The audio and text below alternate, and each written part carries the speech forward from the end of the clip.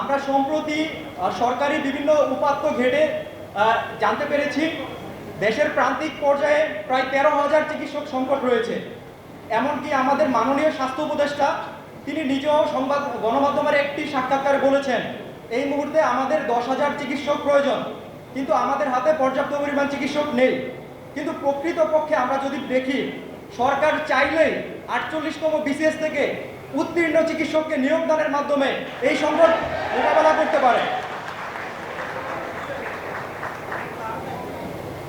তাছাড়া সরকার আমাদের একটি সরকারি বিভিন্ন মাধ্যমে শোনা যাচ্ছে জেনারেল বিসিএস এর মাধ্যমে অতিরিক্ত ডাক্তার নিয়োগপত্র তারা প্রদান করবে।